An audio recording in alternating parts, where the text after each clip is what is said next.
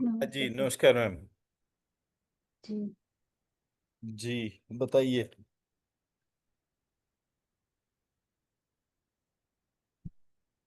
आज क्या करना है?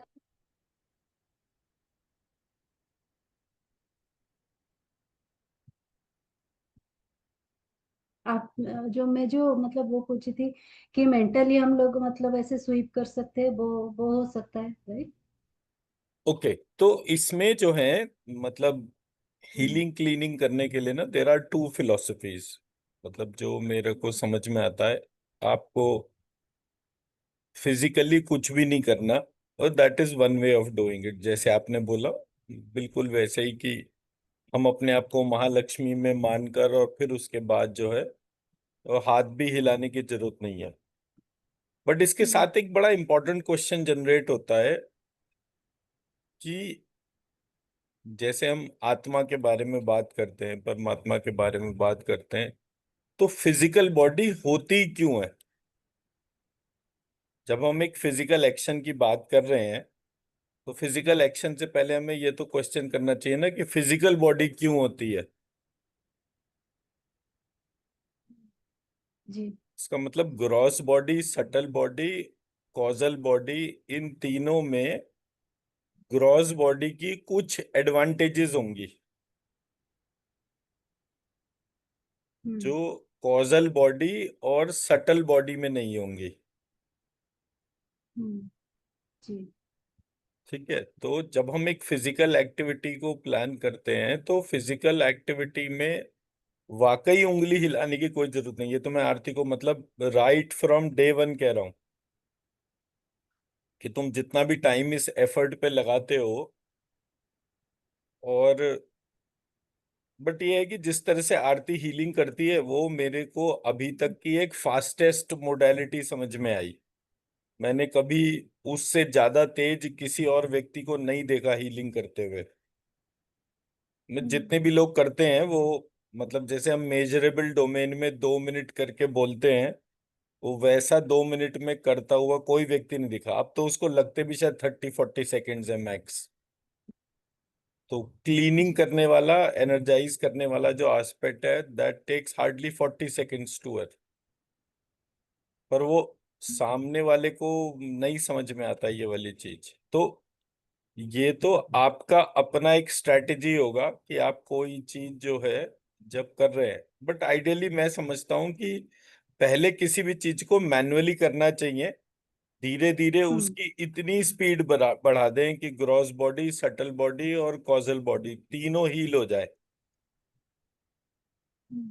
तो जी। वो जो एस्पेक्ट्स हैं उसके लिए मतलब मैनुअल इंटरवेंशन इनिशियली होना चाहिए, ऐसा मैं सोचता हूँ। ठीक है। बट जाना उसी डोमेन में पड़ेगा जो आपने बोला है, हम्म। कि उंगलियां हिलाने की भी जरूरत ना पड़े। फाइनली वहीं जाना पड़ेगा। बट अगर मैन्युअली करेंगी तो मुझे लगता है कि हम्म। कुछ अच्छे इंटरवेंशंस देखने को मिलेंगे, क्योंकि ग्रॉस बॉडी में बार बार इस पॉइंट को बड़ी बार मैंने ऑब्जर्व करा, ग्रॉस बॉडी बनाई ही क्यों? जी। अगर हम हर जगह जैसे हीलिंग फ्रेटर्निटी में आप किसी से ही बात करो, वो दो तीन चीजों की बात करेगा। ये वाली फ्रीक्वेंसी, ये वाला जो मतलब एक बेसिक अप्रोच में वो हर चीज में फ्रीक्वेंसी लगा रहे हैं। हर चीज में कुछ ऐसा टर्मिनोलॉजी डाल रहे हैं जिससे कि मतलब ये आउटर स्पेस है, ये वो है, क्या कहते हैं उसको, एलियंस के कनेक्शंस बताने शुरू कर दिए। बहुत सारी जगह तो कृष्ण को भी एक एलियन बोल दिया किसी प्रोसेस में। तो मैं जब इनकी टर्मिनोलॉजी देखता हूँ सारे हीलर्स की, मतलब मुझे उससे ज्यादा बकवास कुछ नहीं दिखता। उन्होंने स्विच वर्ड्स बनाए। हम्म। हम्म। तो जी। मैंने कभी ये स्विच वर्ड्स का क्या रोल प्ले पूरे प्रोसेस में? तो बोले आप जैसे बीज मंत्र करते हैं ना, ऐसी स्विच वर्ड होता है। तो मैंने कहा बीज मंत्र तो एक पूरा स्ट्रक्चर्ड अप्रोच है, तो ऐसा थोड़ी है कि कुछ भी बीज मंत्र जाएगा। बोले नहीं, होता है ना जैसे एम रीम क्लीम या श्रीम रीम क्लीम या कुछ भी। तो ये इन वर्ड्स का कोई मीनिंग थोड़ी होता है। ऐसी आप कोई भी चीज का मीनिंग वाला जो पार्ट है उसे छोड़ के उसको जब आप बोलोगे, आप देखोगे आपके बहुत सारे काम बन जाएंगे। तो वो जो काम जल्दी से, मतलब कुछ ऐसा जुगाड़ आ जाए, जल्दी से मेरे पास पैसे आ जाएं, जल्दी से मैं हेल्दी हो जाऊं और मुझे कुछ ना करना पड़े, ये जी ये एक साइकी है जो चारों तरफ फैल रही है। ये मैं जब भी इस एस्पेक्ट को देखता हूँ, मतलब आप चर्च को देखो, मक्का मदीना को देखो, बुद्धिज्म में जो भी मोनेस्ट्रीज या जो भी फाइनल पॉइंट है, या का जो गोल्डन टेम्पल का गुरुद्वारा जो है, जो पूरे इसके इन सब के तौर पे जाना जाता है, जैनिज्म के जो भी सेंटर हैं उन सब के, आप कहीं भी देखिए,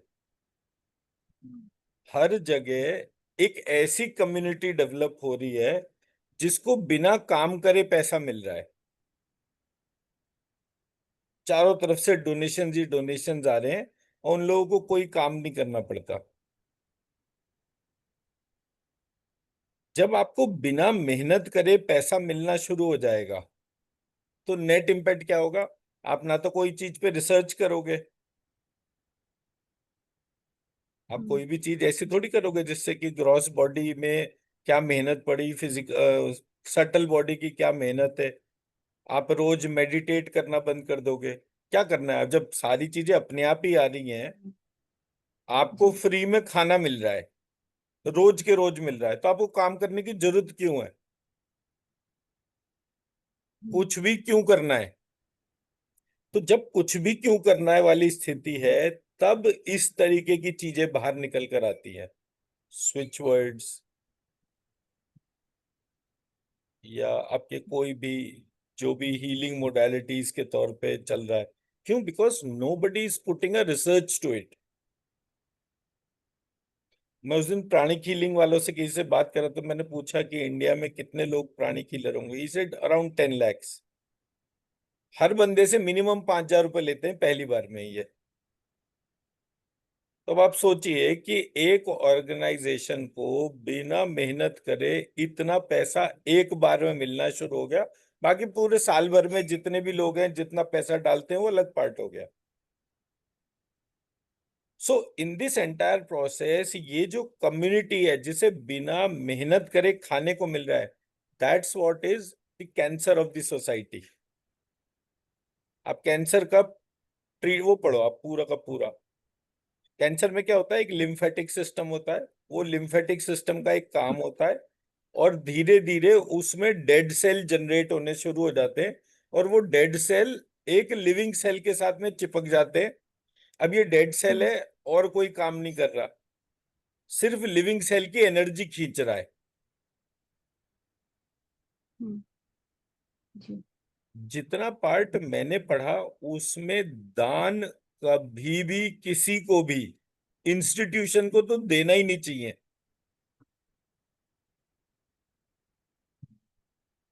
अगर आप किसी इंस्टीट्यूशन को दान दे रहे हो, तो आप क्या ये मॉनिटर कर रहे हो कि वो कोई काम कर रहा है नहीं कर रहा? जी सोचो आप कि 220 करोड़ क्रिश्चियंस है, 190 करोड़ मुसलमान है, 100 करोड़ बुद्धिस्ट हैं, ऐसे करके तमाम जगह कम्युनिटी जो है उसके तौर पर है। अब इन सब लोगों का आप वर्क कंट्रीब्यूशन देखिए। बुद्ध जो है उसने ये बोला कि मैं मूर्ति पूजा के सख्त खिलाफ हूं।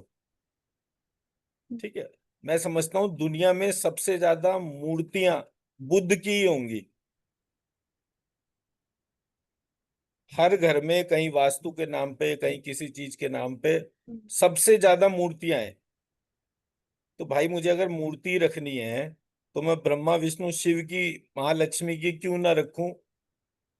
तो इंसान था। तो हमारे यहाँ एक सिस्टमैटिक डिस्ट्रक्टिव प्रोसेस चल रहा है।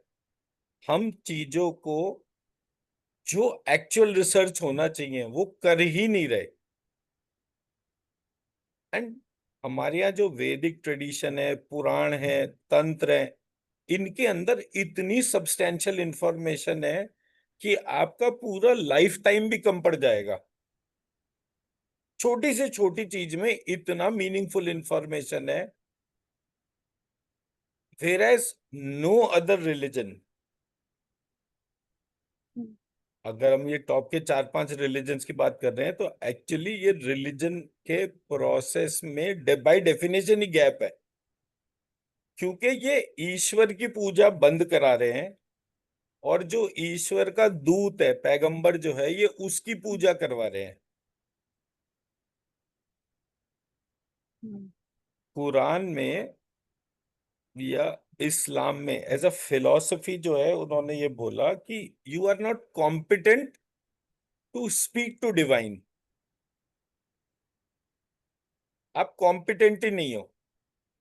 अगर कोई कॉम्पिटेंट है जो डिवाइन से बात कर सकता है, वो पैगंबर है।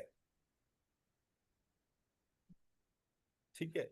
ये same process as a philosophy Islam में है, क्रिश्चियनिटी में है, बुद्धिज्म में है, जुडाइज्म में है। इन सब में ये वाला प्रोसेस है। तो मतलब क्या हो गया, मैं व्यक्ति पूजा पर आ गया ईश्वर पूजा से। जी। और अगर मैं व्यक्ति की पूजा करना शुरू हो गया तो फिर मैंने हम्म, स्पिरिचुअल ग्रोथ कहाँ से ले लेनी है। हम्म, तो उन्होंने पूरे प्रोसेस में जब हमारे सिस्टम में देखा कि हमारे यहाँ तो व्यक्ति पूजा की कोई गुंजाइश ही नहीं थी, हम्म, तब उन्होंने ईश्वर की बजाय जो टर्म निकाला उसको भगवान कहा। जी। नेक्स्ट चीज जो आई, मतलब ये तो एक, अगर आप बाय डिफॉल्ट चेक करेंगे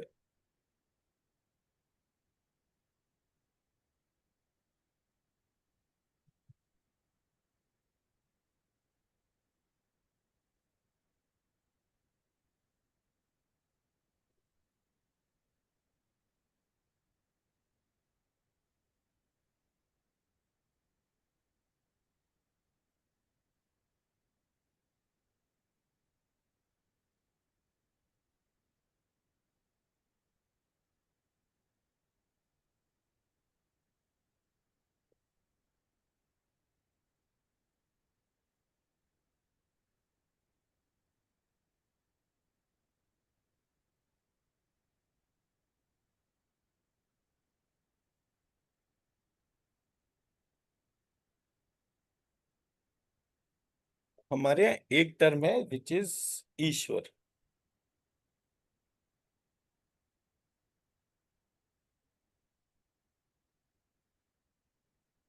दूसरा टर्म है उसे कहते हैं भगवान। तीसरा टर्म है अवतार।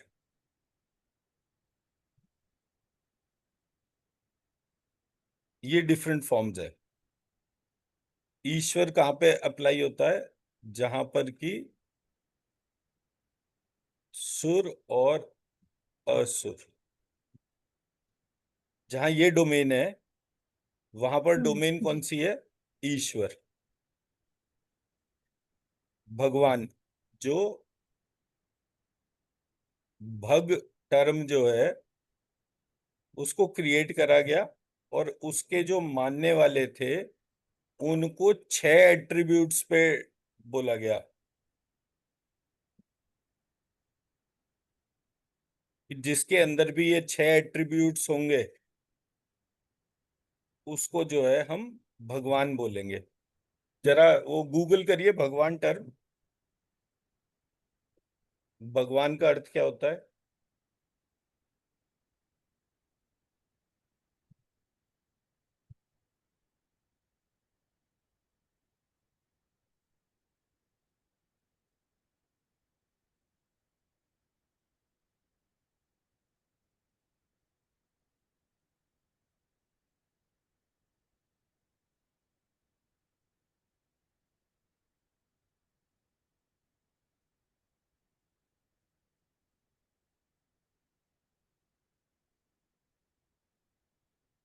जिसके भीतर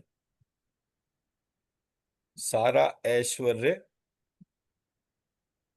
पहला एट्रीब्यूट। दूसरा एट्रीब्यूट वीर्य, तीसरा एट्रीब्यूट यश, चौथा एट्रीब्यूट श्री, पांचवा एट्रीब्यूट ज्ञान, छठा एट्रीब्यूट वैराग्य। एक सेकेंड।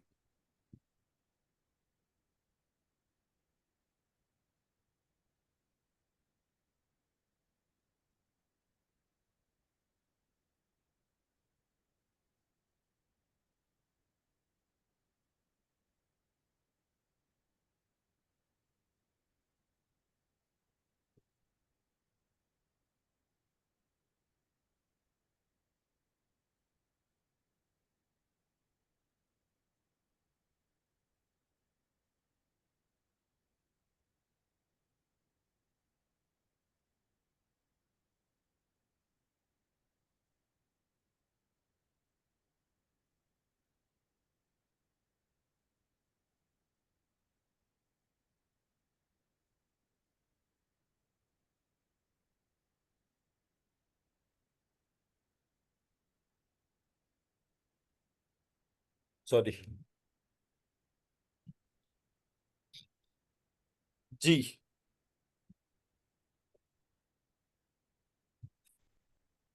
तो भगवान किसको कहते हैं?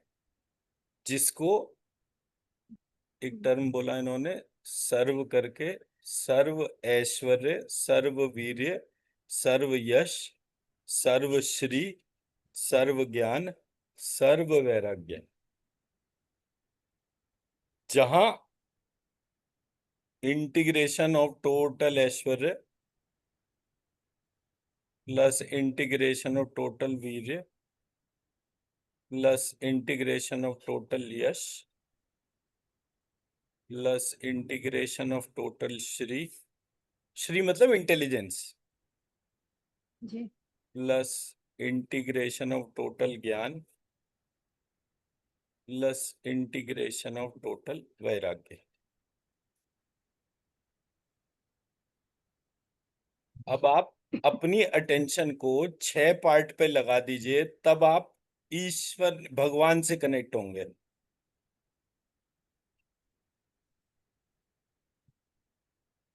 अब इसका क्या इंपॉर्टेंस है इस पॉइंट, मतलब बाय डेफिनेशन इस जी चीज को देखने का क्या वो है, और मतलब ऑब्जेक्टिव क्या है?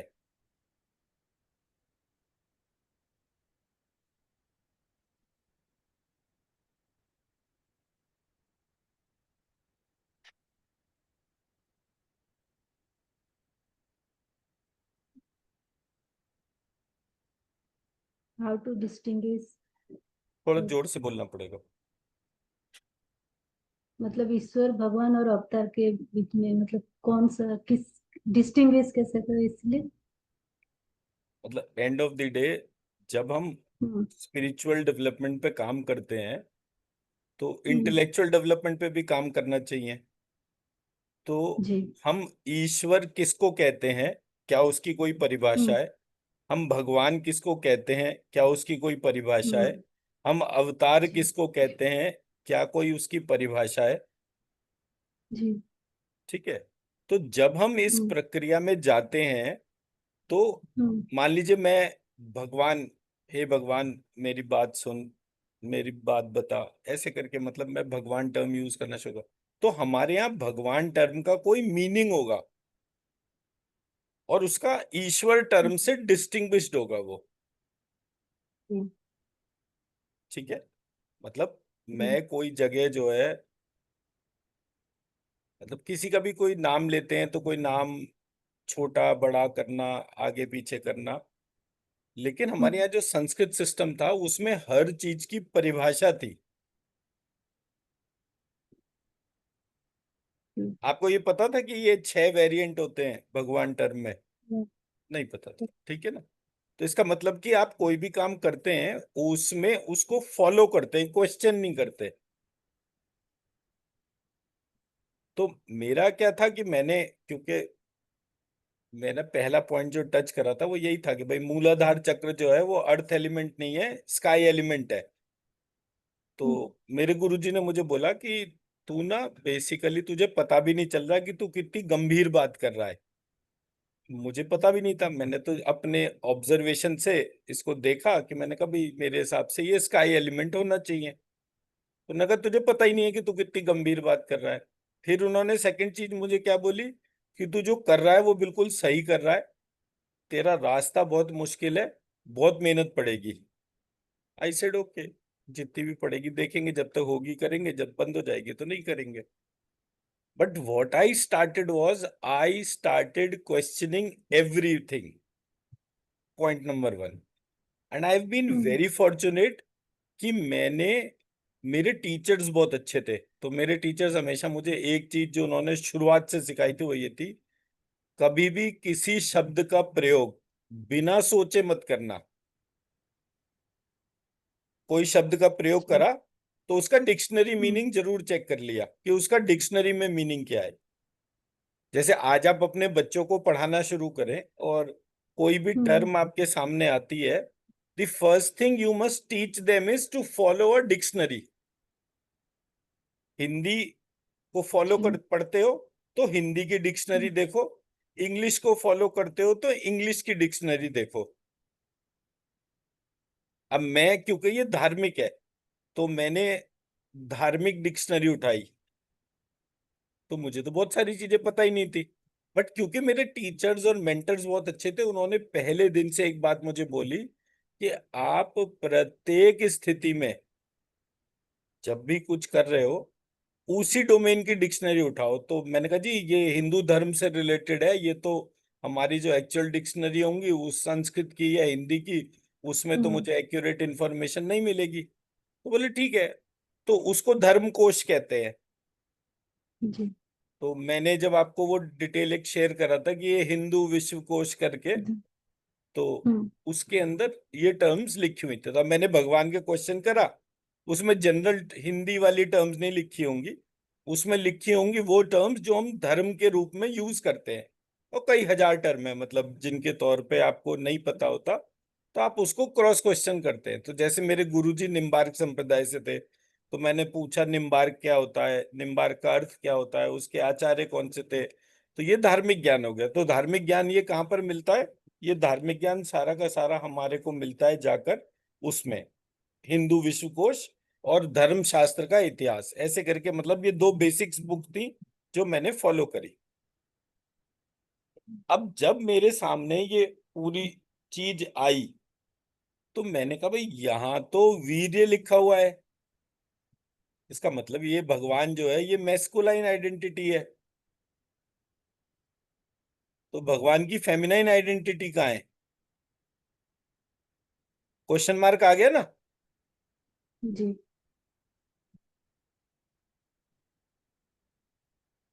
पहली चीज। दूसरी चीज, जब मैंने इसको देखा तो मतलब श और श का जो फर्क था उसके तौर पे, तो जब ऐश्वर्य को देखा तो मैंने कहा ऐश्वर्य जो है वो षटकोण का श है।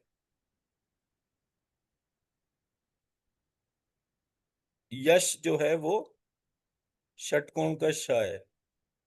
श्री जो है वो षटकोण का श है। ज्ञान नहीं है, विज्ञान है। मैं मेरी बात समझा पा रहा हूं? हम्म, तो जी। जब ये फर्स्ट लेवल था, सेकंड लेवल में ऐश्वर्य बन गया, ऐश्वर्य, यश बन गया, यश, श्री बन गया,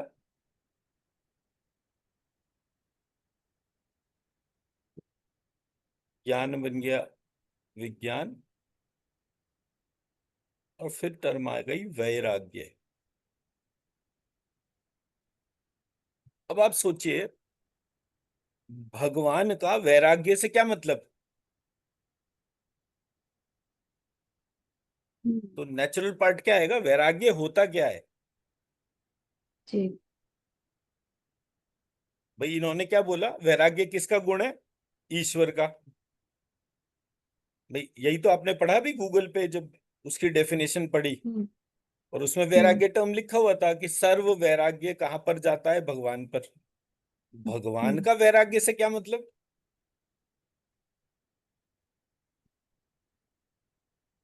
हम्म हम्म तो वैराग्य होता क्या है, पहला क्वेश्चन। हम्म। आपकी क्या अंडरस्टैंडिंग है वैराग्य के लिए? और गूगल कर लिया, इमीडिएटली गूगल कर लीजिए कि अगर जरा सा भी कोई डाउट लगता है तो।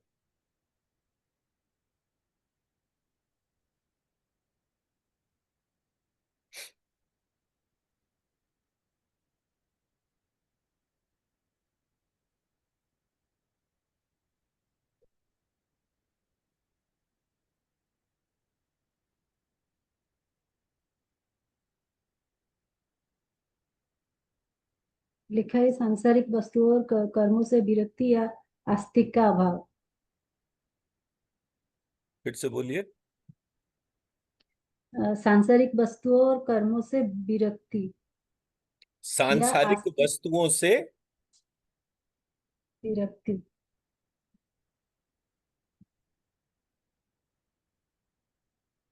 अब ईश्वर का इस बात से क्या कनेक्शन है?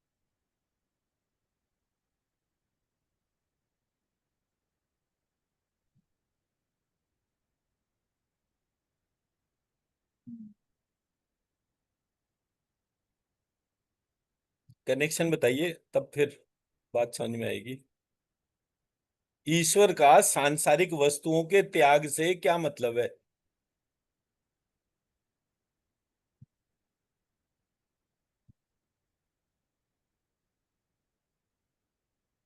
पता नहीं चला। इररेलेवेंट मीनिंग है, कनेक्शन ही नहीं बन रहा। पता नहीं होना और पता होना, पॉइंट वो है ही नहीं। पॉइंट ये है, कनेक्शन ही इररेलेवेंट है। तो जब किसी चीज का कनेक्शन इररेलेवेंट होता है तो वो कनेक्ट ही नहीं हम्म, करता। जैसे ईश्वर का जी। कनेक्शन ज्ञान से नहीं बनेगा, विज्ञान से बनेगा। हम्म, संपूर्ण विज्ञान भगवान टर्म जी। पे जा सकता है, दैट्स हम्म अंडरस्टैंडेबल। वैराग्य, हमारे यहाँ टर्म है राग। राग क्या होता है? म्यूजिक में टर्म यूज होती है जी। राग। जी। ठीक है, उसका मतलब क्या होता है? हम्म अब हो सकता है आपको ना मतलब हम्म याद आए, गूगल करने में टाइम लगेगा। पुरानी टर्म जो हम बचपन में प- स्कूल में पढ़ते थे, उसमें क्या सिखाते थे? राग द्वेष। प- हम्म राग द्वेष क्या होता है? ये द्वेष का ऑपोजिट राग होता है। द्वेष क्या हम्म होता है?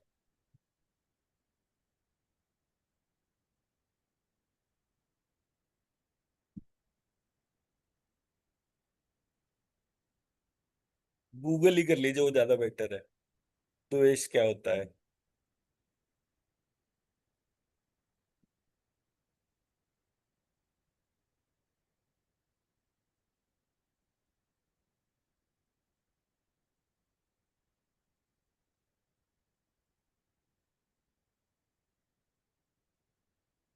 Liking and disliking. Dislike.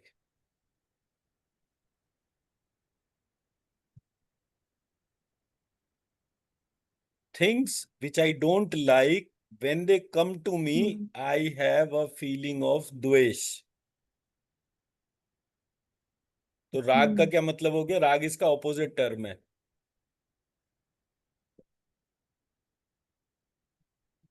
Like like hmm. Like.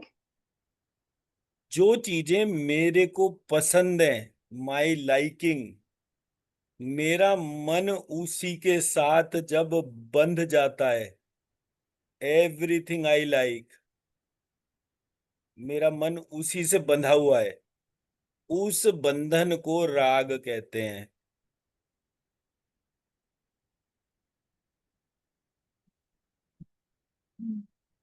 Ji. Music में राग जो है हम्म एक टेक्निकल टर्म है, जिसमें कि जैसे 7 स्वर होते हैं ना, ऐसे ही मेरे वाले जी। सिस्टम में 9 स्वर होते हैं।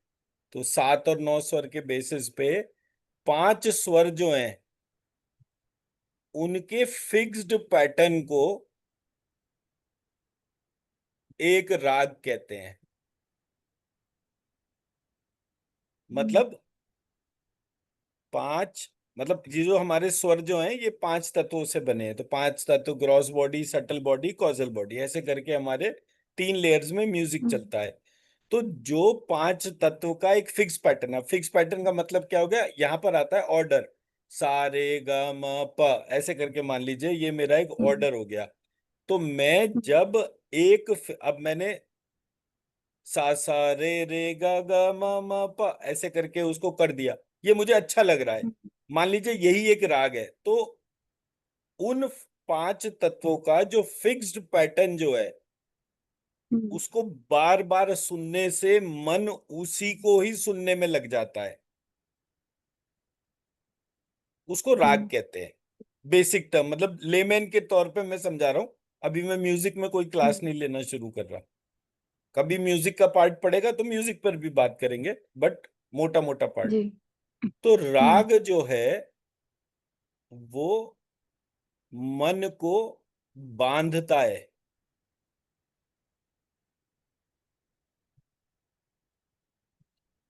किससे बांधता है? जिस चीज से मुझे प्रसन्नता मिलती है, सुख मिलता है। राग जो है वो एक पाश के जैसा होता है। जैसे सांप जो है वो बीन की हम्म, धुन से बंधा हुआ होता है, पर उसे कोई रस्सी थोड़ी बांध रही होती है। हम्म, वहां पर जहां पर फिजिकल एंटिटी ना होकर थॉट हम्म, बंध जाए उसको राग कहते हैं। जी। ठीक है, आप जब जब कोई एक गाना सुनते ही आपके पैर थिरकने शुरू हो जाएं, मुंह पर वो साथ साथ गुनगुनाना शुरू हो जाए, और आपके शरीर के भीतर एक प्लेजेंट सा इमोशन दौड़ना शुरू हो जाए, समझ लीजिए वो राग है। जी। ठीक। हम्म, अब इस राग को मैं वही टर्म पर डालता हूं। वही टर्म कहाँ के लिए यूज हुआ? फॉर एग्जाम्पल मैंने टर्म यूज करी वी, कला, वी कला, ज्ञान, विज्ञान,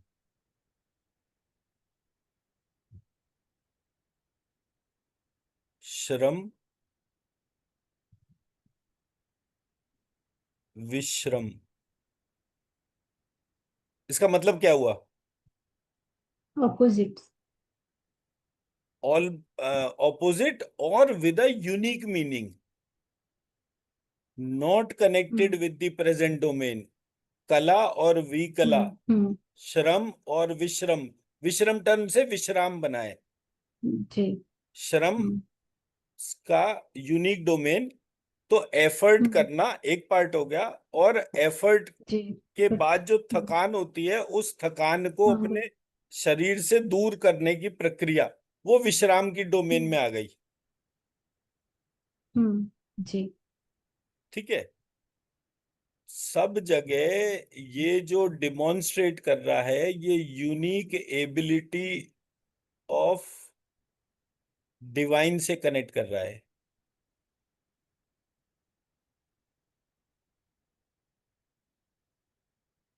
भाई विज्ञान क्या है? वो रिलेशनशिप जो आपको डिवाइन से कनेक्ट करती है। हम्म, विश्राम क्या है? वो क्रिया जो आपके दिमाग को एकदम से सुकून देती है। कला हम्म, क्राफ्ट होता है। विकला वो हम्म, क्राफ्ट जो आपको डिवाइन से कनेक्ट होने के तौर पर है। मैं मेरी बात समझा पा रहा हूं? जी। तो जब आप पूरी प्रक्रिया को देखते हैं तब आपको एक टर्म का यूनिक मीनिंग पता चलता है। ये वही जो है, ये वी हम्म, टर्म के लिए है। वी राग लिखा हुआ है ये एक तरीके से। विराग से बनी टर्म वैराग्य। तो उसका मीनिंग क्या हुआ? अभी बता रहा हूँ, अभी उसी पर ही आ रहा हूँ।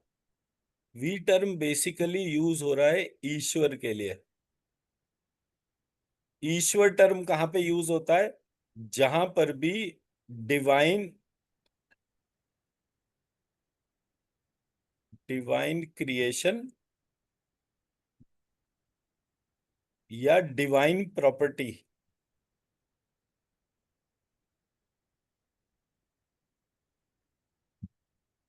या क्रिएटर डोमेन।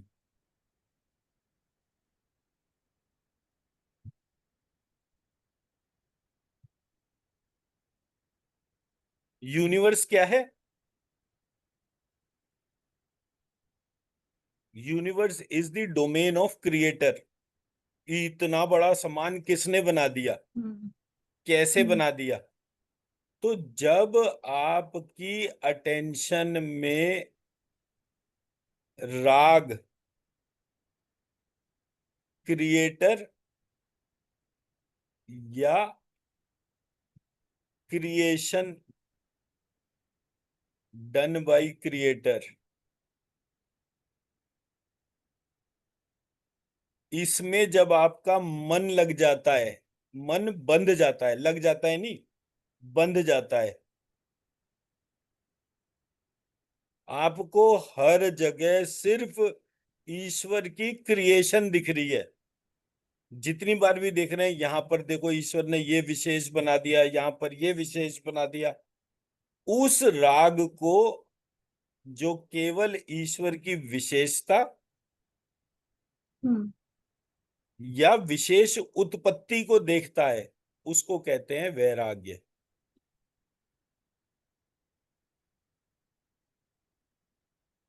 मैं मेरी बात समझा पाया? जी उसको कहते हैं वैराग्य।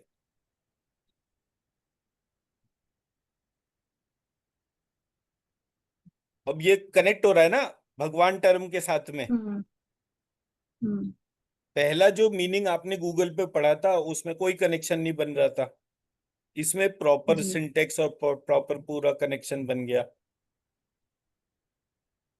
मैं मेरा बात समझा पा रहा हूँ? जी जहां कहीं भी ईश्वर की रचना को देखकर ईश्वर से जुड़ने पर जो भी तार अंदर के झंझनाते हैं, जिससे मन बंध जाता है, उसको वैराग्य हम्म कहते हैं। अब मैं आपको बोलूं मैडम आप वैराग्य हम्म लो, उसका मतलब क्या होगा? उसका मतलब होगा मतलब आप जो भी कर रहे हो उसमें हम्म अपने थॉट प्रोसेस को ईश्वर के क्रिएटर डोमेन से कनेक्ट करिए। तो आप कहोगे हाँ, मैं हम्म वैराग्य तो मैं डे टू डे में ले सकती हूँ, that's not a possibility. Otherwise आप अगर ये जो वैराग्य आपने गूगल पे जिसका अर्थ पढ़ा और कोई आपको बोले क्या वैराग्य, बोले भाई साहब दिमाग खराब है क्या, मेरा एक बच्चा 5 साल का है, दूसरा 10 साल का है, पूरे दिन हस्बैंड मेहनत करते हैं, मेरे को इतने सारे काम होते हैं, मैं वो काम नहीं करूंगी तो ये बच्चे कैसे सर्वश्रेष्ठ बनेंगे? ऐसी बेवकूफी की वैराग्य मुझे नहीं चाहिए। लेकिन अगर मैं आपको बोलूं मैडम आपको वैराग्य की जरूरत है, मतलब कि आप अपने बच्चों का, अपने घर का, अपने हस्बैंड का, इस यूनिवर्स का जो कोई भी क्रिएटर डोमेन है, जो भी विशेषता है, उस विशेषता की कैसे उत्पत्ति हो रही है, कैसे वो ग्रो कर रहा है, कैसे उसमें ट्रांसफॉर्मेशन आ रही है, अगर मैं कहूं कि आपको अपनी अटेंशन उस पर लेके देने, बोले हाँ ये तो मैं कर सकती हूँ, it is a doable task. जी हम्म तो जब जब इस प्रकार से हम अपने कार्य को करते हैं, उस म्यूजिक के उस राग से बनते हैं, जी तब हमारे भीतर की वैराग्य जागृत होती है। तो जी हमारे यहाँ कोई पूरे सिस्टम में हमारे सारे मीनिंग को सत्यानाश करने पे तुला हुआ था। ये तो भगवान की कृपा है कि मैं ये श और क्ष के चक्कर में पहली बार में ही उलझ गया कि ये शहद हम्म वाला श और षटकोण का श, मतलब किसी ने अगर पूरे सिस्टम में चेंज करा जी तो उसका कोई ना कोई तो ऑब्जेक्टिव होगा ना। भाई हम्म अगर टीचर ने कोई क्वेश्चन पेपर बनाया तो क्वेश्चन पेपर का कोई ना कोई तो ऑब्जेक्टिव होगा ना, बिना ऑब्जेक्टिव का तो क्वेश्चन पेपर होता नहीं। हम्म, भाई वो जो हम्म, पेपर बना रहा है वो क्या जानना चाहता है बच्चे के बारे में, कि उसे क्या आता है क्या नहीं, नहीं आता। तब मुझे समझ हम्म, में आया कि ये कोई है जो हमारे साथ बैठ के सुडोकू खेल रहा है, हमें कभी इधर लगा रहा है कभी उधर लगा रहा है, हमारा ध्यान उस पजल को सॉल्व करने में, और किसी ने हमारा थिएटर ही उजाड़ दिया। श और श का डिफरेंस, पहला पार्ट, ये मेरे दिमाग में बिल्कुल शुरुआत में आ गया। तो मैं बड़ा भाग्यशाली अपने आप को मानता हूं कि अल्फाबेट्स ने मुझ पर कृपा करी। और उसमें भी खास तौर पे जब मैंने पहली बार ई उ री और लिरी, इन पांच हम्म, को पढ़ा, तो ये चार तो मुझे पता थे और ये चार सभी को पता थे। ये लिरी पे मेरी अटेंशन चली गई। जैसे ही लिरी पे मेरी हम्म, अटेंशन गई, मेरी लाइफ में ट्रांसफॉर्मेशन होना शुरू हो गया। क्यों? क्योंकि बाय डिफॉल्ट री और लिरी जो है, वो चार अल्फाबेट हम्म, कुंडलिनी से कनेक्टेड थे। हम्म, और मैं जितनी जी, बार भी लिरी लिरी लिरी करता जाता, फिर मेरा री री लिरी लिरी, ऐसे करके जब मेरा हम्म, बार बार दिमाग जलता, धीरे धीरे मेरे दिमाग में हर वो विशेष चीज आनी शुरू हो गई जहां मेरी नॉर्मली किसी व्यक्ति का अटेंशन नहीं जाती। जैसे आप जी, संस्कृत के किसी भी एक्सपर्ट से पूछोगे कि री री और लिरी हम्म, लिरी में क्या फर्क है, हम्म, अगर उसने ये आर्य समाज वाला होगा तो उसको तो पता ही नहीं होगा फर्क क्या होता है, कि ये हम्म, कुंडलिनी शक्ति, ये प्रक्रिया, दिमाग ही नहीं जाएगा उन लोगों का। जिसने सनातन प्रक्रिया से, जैसे बनारस बनारस में जो है वो बड़े यूनिक यूनिक लोग हैं जो सब्जेक्ट के विजार्ड्स हैं, तो वो कभी नॉर्मल वो डिग्री कॉलेज के प्रोफेसर नहीं होते। वो नॉलेजेबल लोग होते हैं जिनके अपने सब्जेक्ट से रिलेटेड ठोस रिसर्च होती है। और वो लोगों को देखते रहते हैं, जब किसी व्यक्ति के पास में वो यूनिक चीज होती है तब वो आकर अपना रोल प्ले करते हैं, वरना वो टच ही नहीं करते, लोगों से मिलते भी नहीं, बात भी नहीं करते। तो मेरे को समझ में आया कि हमारे यहाँ जो यूनिवर्सिटी कॉलेज ये सारा प्रोसेस तो ब्रिटिश कंट्रोल था, तो वो क्यों चाहेंगे कि हमारा स्पिरिचुअल डेवलपमेंट हो? भले ही चाहे उन्होंने ये अलाउ कर दिया कि भाई संस्कृत पढ़ा लो। जो आर्य समाज था, उन्होंने उसको करोड़ों अरबों रुपए की ग्रांट भी दे दी। क्यों दे दी? क्योंकि वो जो है वो डिवाइन मीनिंग्स को कनेक्ट ही नहीं होने दे रहे थे। मेरी बात समझा पाया? जी, जी, यहाँ पे मैंने आपके सामने वैराग्य का एक यूनिक मीनिंग रख दिया। हम्म, ज्ञान को मैंने आपको बोला कि भाई जो विज्ञान जो है, क्या, उससे हम्म, अगर हम कनेक्ट हो रहे हैं तो उसका मतलब क्या है? जो कुछ भी शरीर के भीतर है तथा जो कुछ भी शरीर के बाहर है, उसके बीच के संबंध को हम ज्ञान कहते हैं। ओके, जिस संबंध से हमें ईश्वर का पता चले, जी, उसको भी क्या, जिस संबंध से हमें भगवान का पता चले, वो नहीं मैंने कहा, जिस संबंध से हमें ईश्वर का पता चले, हम्म, उसको विज्ञान कहते हैं। तो जी, ईश्वर कौन है? जो सुर और असुर के बियॉन्ड है। हम्म, तो यहां से मेरी टर्म क्या बन गई? विज्ञान। यहां से क्या टर्म जी, बनी? वैराग्य। रख, तो अगर मुझे वैराग्य को समझाना होगा पूरे प्रोसेस में, तो मैं उसको कैसे लिख दूंगा? क्षयराग्य। क्षयराग्य मतलब क्या हो गया? जहां पर षटकोण का शाह और क्षत्रिय वाला क्षाह, शिव रूपी हम्म, षटकोण का शाह, क्षत्रिय रूपी शक्ति के बीच के संबंध की ऊर्जा से जो मन में राग बंधता है, उसको मैं वैराग्य जी, कहूंगा। मैं मेरा बात समझा पाया? हम्म, तो मैं जब जी, टर्मिनोलॉजी को यूज करूंगा तो मैं आराम से उसकी ट्रांसफॉर्मेशन को हाईलाइट कर सकता हूं। श्री की जगह मैंने क्या कर दिया? श्री।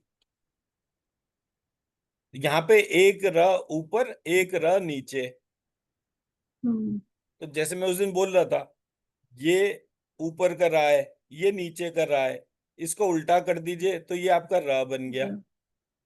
जी, तो रा अल्फाबेट ही अपने आप में सब कुछ बता रहा है, बट मैं उस हम्म अल्फाबेट की तरफ देख नहीं रहा कि जल जो है वो ऊपर से गिरता है, जल जो है नीचे से ऊपर आता है। ये कौन है जो भूमि की सींचने की शक्ति को, भाई, हम्म एक रेगिस्तान की भूमि है, एक मेरे यूपी के खेत हैं, खास तौर पे वेस्टर्न यूपी के, जहां पे उन्हें गंगा जमुना का जल मिलता है सींचने के लिए। तो नीचे से भी जल आता है, ऊपर से भी जल आता है। तो वो संपूर्ण जल का नियंत्रण करने वाला कौन है? वो कौन है जो भूमि की उर्वरक क्षमता बढ़ाता जा रहा है जी अपनी ट्रांसफॉर्मेशन साइकिल से? तो वहां से टर्म मैंने लिया श्री। आपके हम्म पास भूमि है, मैंने किसी को इंट्रोड्यूस करूं, ये हमारी चिन्मय जी हैं, और ये जो हमारे वो थार का डेजर्ट आपने नाम सुना है? बोले हाँ जी। वहां पर इनकी 1000 बीघे जमीन है। 1000 बीघे छोटा होगा, 1000 एकड़ जमीन है। हम्म तो आदमी कहेगा देखो जी, इतनी बड़ी जमीन का मालिक है और वैसे उसके पास में कुछ नहीं है। वहीं मैं दूसरे व्यक्ति का इंट्रोडक्शन कराऊं कि ये जो है ये अभी हम्म मेरठ के पास में, जहां पर ये गंगा जी के आसपास का जो एरिया है और वो कनाल के पास का एरिया जो है, वो वाले एरिया में हम्म इनकी जो है 5000 गज या 50,000 गज जमीन है। वो कहेगा ये ज्यादा जी बढ़िया जमीन है इसकी। वो आगे थार हम्म की 1000 एकड़ जमीन भी किस काम की? हम्म मेरा पॉइंट समझा पाया?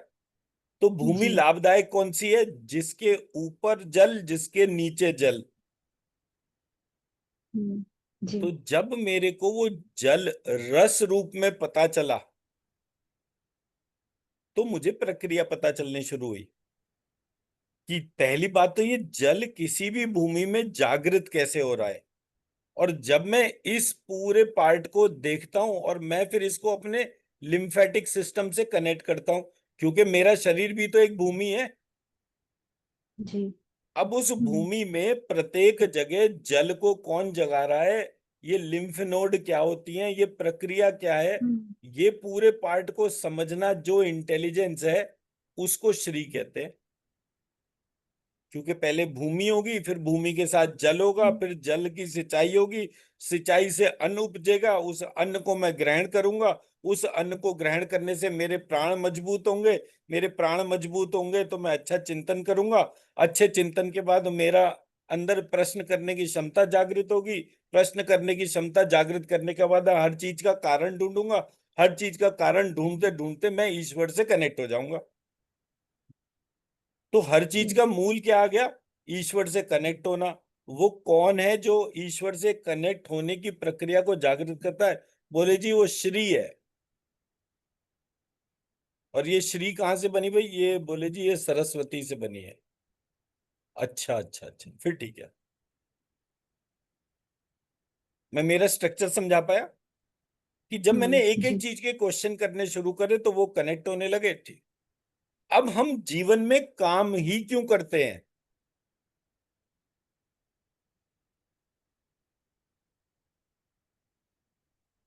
आज आप अपने बच्चों को क्यों पाल रहे हैं? बताइए।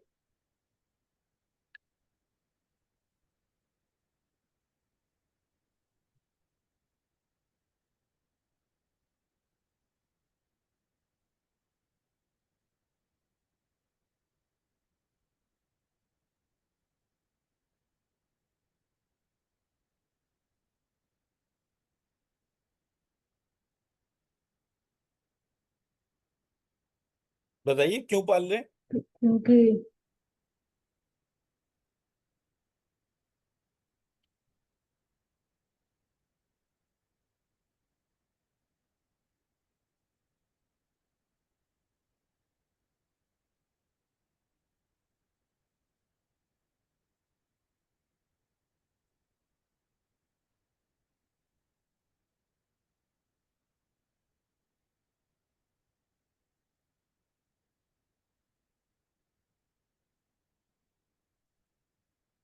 इससे रिलेटेड तो मुझे कुछ मतलब मालूम नहीं होता है।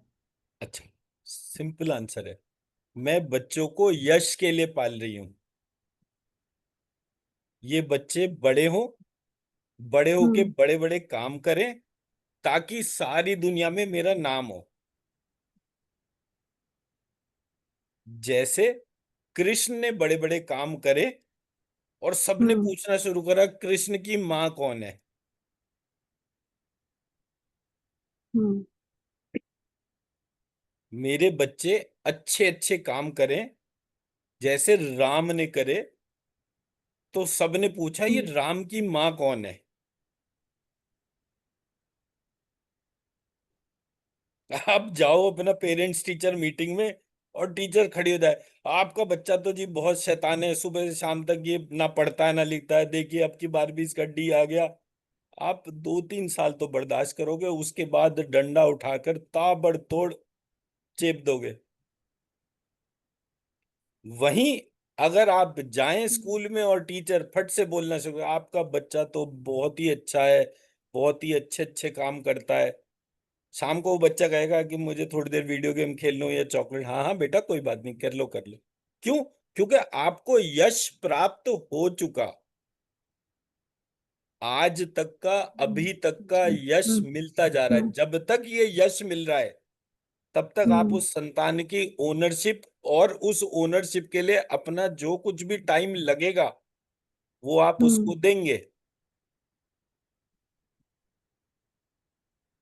हम्म हम्म जैसे ही वो कुछ ऐसा काम करेगा जो यश नहीं अपयश देगा, आप उसे फट से डिसोन करना शुरू कर देंगे।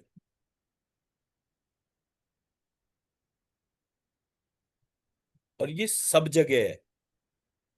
हम सब लोग अपने हर कार्य को, जो कुछ भी एक्शंस हम करते हैं, हम एक्शंस इसलिए करते हैं क्योंकि हमें यश की प्राप्ति हो।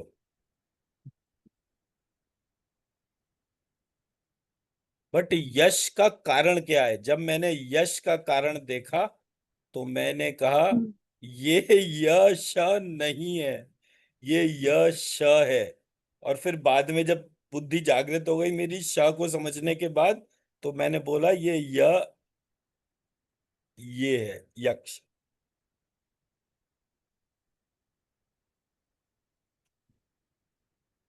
उस षटकोण का शा का हम्म अर्थ क्या होता है? विशेषता या विशेष उत्पत्ति। हम्म जब तक आपकी संतान में या आपके किसी भी जी कर्म में या मेरी हम्म क्लास के अंदर कुछ भी हम्म विशेष विशेषता आपको पता चल रही है या कोई विशेष उत्पत्ति हो रही है, जब तक हम्म ऐसा हो रहा है तब तक आप जी उस जगह कनेक्टेड रहेंगे।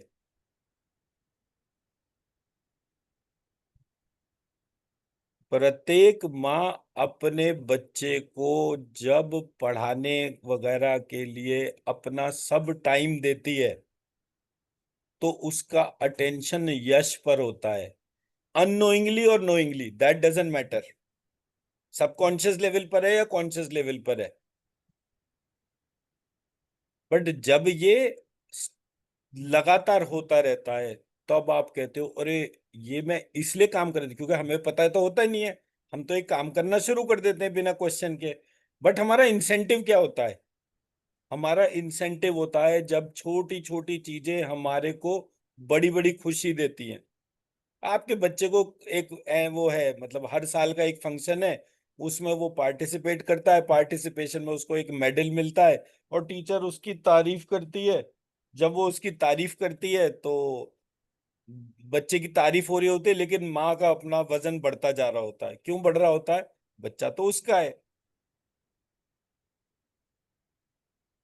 सो जो ओनरशिप है वो यश की है। हम हम्म जो कुछ भी काम करते हैं यश के लिए करते हैं।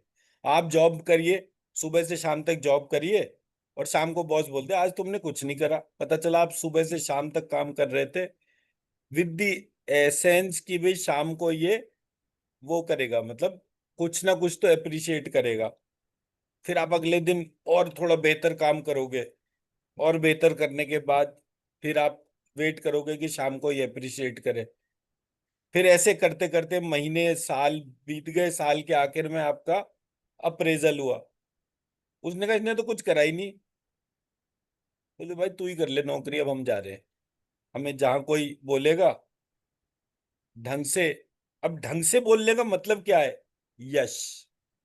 हम्म तो जिस चीज में शहद वाला शाह होता है उसका मतलब होता है कलेक्शन, हम्म जिसमें षटकोण का शाह होता है उसको कहते हैं क्रिएशन yes, एंड कलेक्शन। तो हम्म इसलिए हर जगह जब कोई चीज लगातार क्रिएट होती जा रही है, हम्म मतलब जैसे आपके पास पैसा रखा है, आपकी एफडी जो है, आपने 5,000 रुपए की एफडी कराई, साल भर बाद लेने गए तो 5,000 के साथ कुछ और जुड़कर मिला। जी और अगर वही चीज 5,000 रुपए आपने रखे और वो जो है 4,800 हो जाए एक साल बाद, हम्म आप कहोगे मुझे रखना ही नहीं तेरे पास में। मुझे तो वो जगह रखना हम्म है जहां पर विशेष उत्पत्ति होती जा रही है और वो जुड़ रही है। ये षटकोण के श का फायदा है। क्षत्रिय वाला क्ष और षटकोण का श जब मैंने दोनों जोड़ दिया तो वो हम्म ठोस पार्ट हो गया। विशेषता भी उत्पन्न हो रही है, इकट्ठी भी हो रही है, हम्म और उस विशेषता को हम्म उत्पन्न करने में जो शक्ति है वो अपने आप आती जा रही है। जैसे हम्म इन्वर्टर तो घर की बिजली से ही चार्ज करता है, लेकिन सोलर जी इन्वर्टर घर की बिजली से चार्ज नहीं करता, उसका हम्म परपेचुअल हम्म प्रोसेस है। हम्म तो वो चीज जो परपेचुअल प्रोसेस से विशेषता या विशेष उत्पत्ति करती है, उसमें हम्म क्षर क्ष का रोल होता है। मैं मेरा पॉइंट समझा पाया? तो हम काम हम्म, क्यों करते हैं? यश के लिए। संपूर्ण जी यश कहां पर सबसे ज्यादा मिलता है?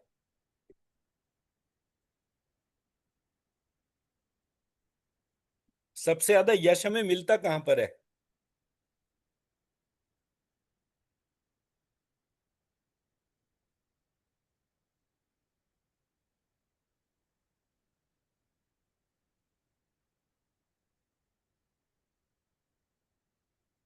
जी, सबसे ज्यादा यश हमें कहां पर मिलता है?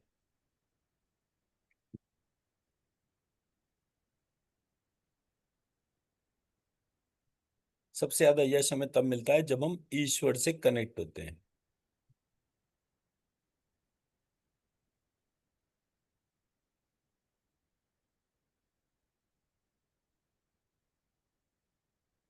ईश्वर से कनेक्ट होने के बाद व्यक्ति का हम्म बुरा समय आता ही नहीं।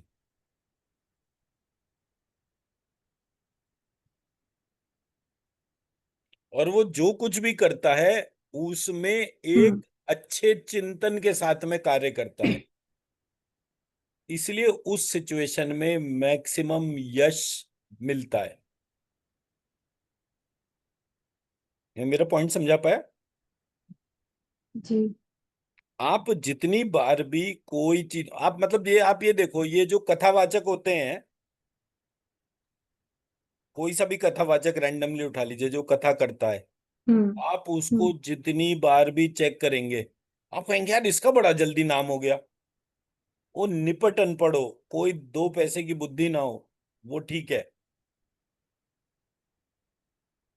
पर जब वो व्यास गद्दी के हिसाब से बैठता है और कथा कहना शुरू करता है और ईश्वर के बारे में बोलना शुरू करता है, हम्म चारों तरफ उसका यश बढ़ता ही जाता है। हम्म, मैंने जी ऐसे ऐसे कथावाचक देखे अपने घर के आसपास ही, जो मतलब उनकी आवाज और कौवे की आवाज में कोई फर्क नहीं हो, इतनी गंदी काव काव की सी आवाज उसकी सुनाई देती हो, लेकिन जब वो ईश्वर के बारे में कोई एक कथा कहानी सुनाना शुरू करे तो लोग वाह वाह हम्म कर रहे हैं। तो मुझे समझ में आया कि एक व्यक्ति के नैसर्गिक जो कोई भी गुण हो, बट जैसे हम्म, ही वो अपने जी आप को ईश्वर से कनेक्ट करता है, उसे चारों हम्म तरफ से एप्रिसिएशन मिलना शुरू हो जाता है। नोन वर्ल्ड नहीं, अननोन वर्ल्ड भी उसको जो है वो एप्रिसिएशन करना शुरू कर देता है। हम्म, मैं मेरा जी पॉइंट समझा पाया?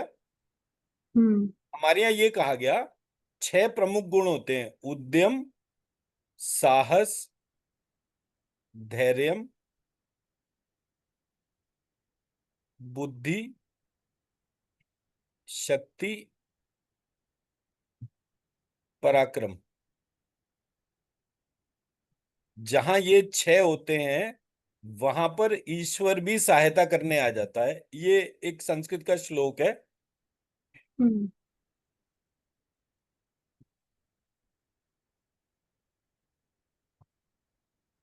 अब आप इनमें से किसी भी गुण को देखिए, इन सब में डिवाइन रोल है। बुद्धि मतलब आत्मा, शक्ति मतलब हर चीज को वहन करने की शक्ति कहां से आ रही है? अगेन आत्मा से। पराक्रम कि हम्म जब आप तलवार चला रहे हो आपको किसी चीज से डर ही नहीं लग रहा, वो कब होगा? जब आप अपनी आत्मा वाली डोमेन से कनेक्टेड होगे। धैर्य, हम्म मेरा कभी कुछ बिगड़ ही नहीं सकता जब तक आपके भीतर ईश्वर के प्रति ऐसा विश्वास है कि कुछ भी हो मेरा तो हम्म कभी कुछ बिगड़ेगा ही नहीं। तो मुझे एक काम में जी। अगर 5 मिनट की बजाय 50 मिनट लग रहे हैं, या मेरे रिजल्ट हम्म आने में 1 महीने के अंदर जो मुझे रिजल्ट मिलना चाहिए था वो 6 महीने तक नहीं मिलता, तो आप धैर्यवान ही तरीके से बैठे तो जब भगवान को सही लगेगा तभी वो चीज होगी ना। अभी आम पका नहीं तो टपकेगा नहीं। हम्म तो आप एक डिवाइन पर्पस से कनेक्टेड हैं, तो अगेन आत्मा की वजह से धैर्य पे चले गए। फिर साहस, कभी किसी में स्थिति में डर ही नहीं लगता।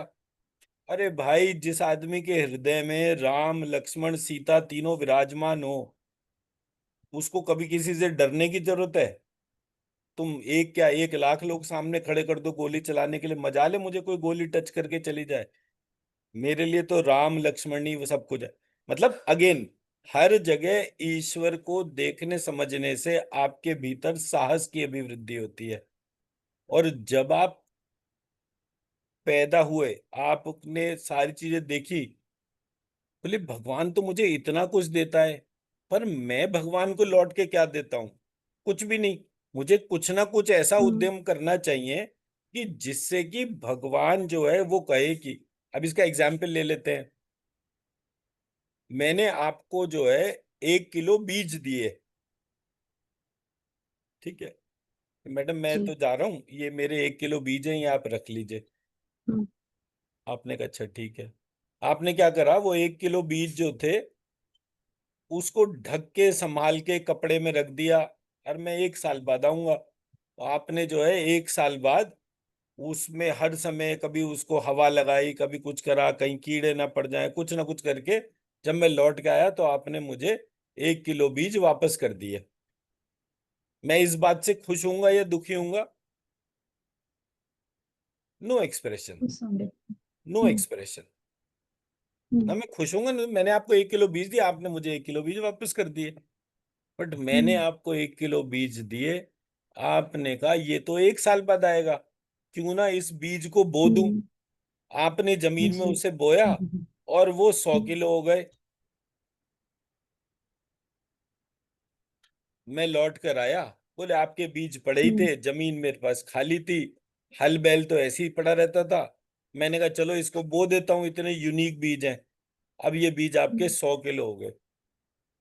तो मैं क्या करूंगा? मैंने तो आपकी चीज, आप कहोगे यार ये बंदा सही है, इसको 1 रुपया दिया था इसने 100 रुपए करके दे दिया। तो आप ऐसी हम्म, सिचुएशन में क्या कर रहे हो? उद्यम कर रहे हो।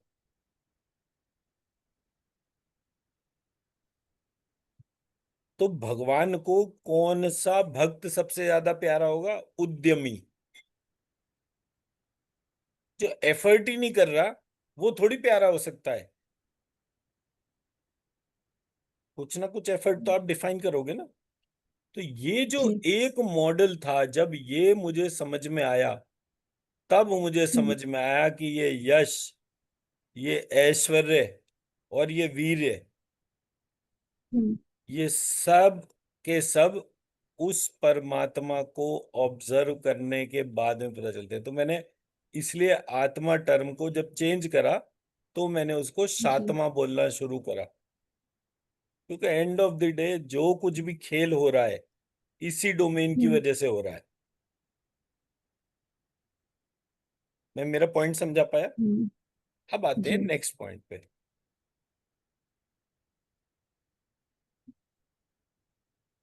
और वीर्य जो है वो बेसिकली जो कोई भी उत्पन्न होगा वो होगा उसी से,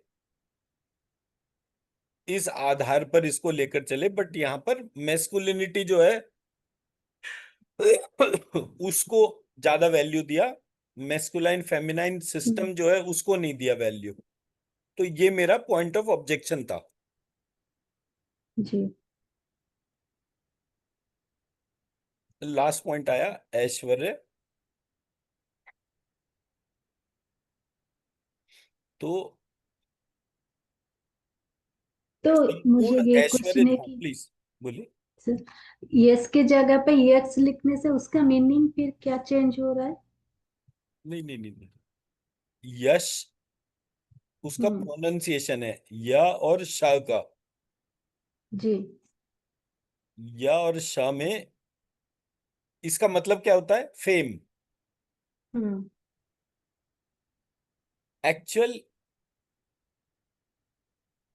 ये टर्म ये है, प्रोनंसिएशन अच्छा। भी इसका यश ही है। प्रोनंसिएशन सेम है इसका और इसका। हम्म, हम्म, जी। हमारे देश में पहले एक यक्ष जाति होती थी। इसी रिलेटेड मैं पूछ रही थी सर। यक्ष जाति जो है वो कौन होती थी? बोले वो लोग जो कुबेर के मानने वाले हैं। कुबेर कौन था? रावण हम्म, का भाई। तो जो यक्ष थे, रावण ने हम्म, उसको रक्ष बनाया था। रक्ष से बने राक्षस। पहले राक्षस टर्म नहीं था। राक्षस टर्म कैसे बना था? राक्षस टर्म बना था यक्ष, दैत्य, एक और था,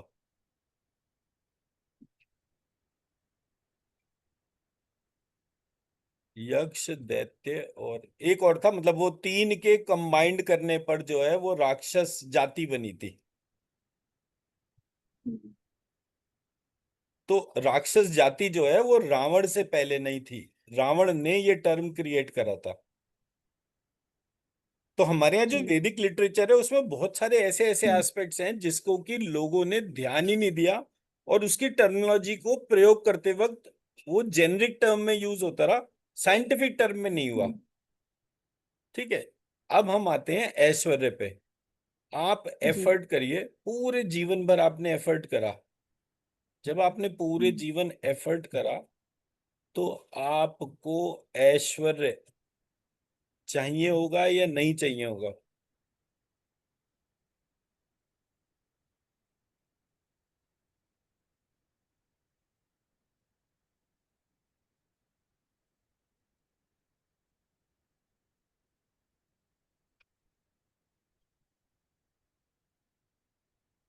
बताइए, आपको ऐश्वर्य चाहिए होगा नहीं चाहिए होगा? चाहिए होगा।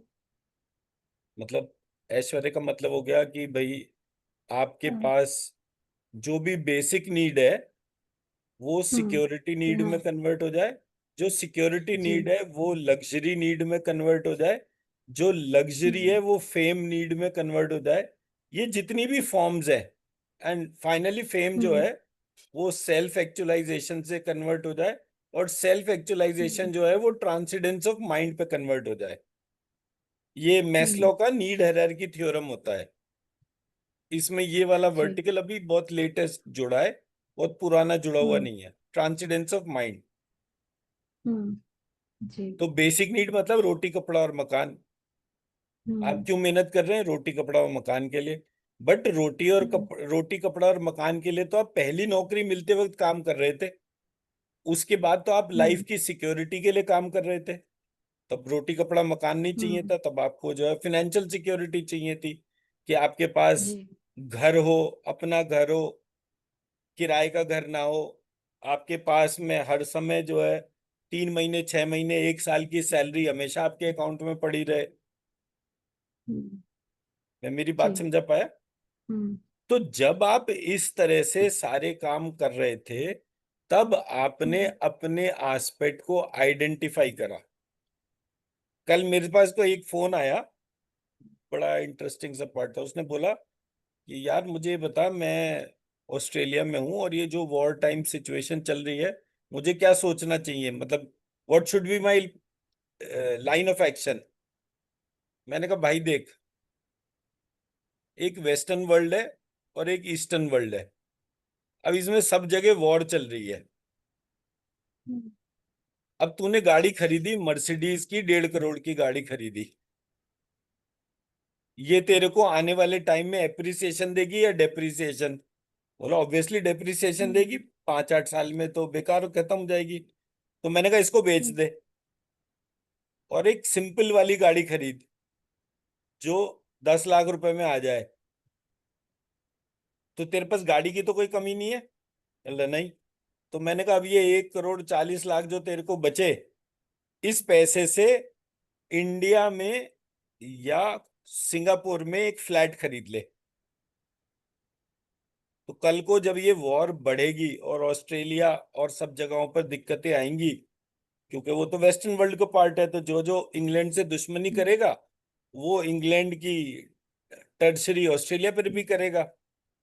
तो हम्म, ऐसी सिचुएशन में तुम्हारे को अपना पैसा, मैंने कहा जो तेरा अपना खरीदा हुआ मकान है, जो पैसे तूने कमाकर मकान खरीदा है, उस मकान को बेच और एक रेंटल प्रॉपर्टी पे चला जा जिसमें कि बार बार शिफ्ट करने की दिक्कत ना हो। उसके बाद अब तेरा जो घर है, मान लो वो 10 से 15 करोड़ का है, तो तूने उसको बेच के 1 करोड़ रुपए अपने अकाउंट में छोड़ दिए, ताकि डे टू डे में जो भी कुछ खर्चा करना हो उसके हिसाब से। और 10 करोड़ रुपए में से तूने 5 करोड़ रुपए जो है वो इन्वेस्ट कर दिए सिंगापुर में एफडी के तौर पे, और 5 करोड़ तूने इंडिया में इन्वेस्ट कर दिए एफडी के तौर पे। अब जब भी ऐसी सिचुएशन होगी कि एकदम बिकॉज ऑफ वॉर अगले 5 साल में हम्म, सडनली कुछ ऐसा हुआ कि तुझे घर छोड़ के भागना पड़े वहां से ऑस्ट्रेलिया में, तो तू हम्म, कहेगा हाय मेरा घर यहीं रह गया, मेरी मर्सिडीज यहीं रह गई। जबकि एक्चुअल क्या है? बोले एक्चुअल तो तू और तेरी फैमिली है, और तो कोई चीज एक्चुअल है ही नहीं। तो तेरी हम्म, फैमिली जब वहां पर मूव कर जाएगी तो दोबारा लाइफ शुरू करनी है, तो ऐसा नहीं होगा कि तेरे पास घर नहीं है या पैसे नहीं है।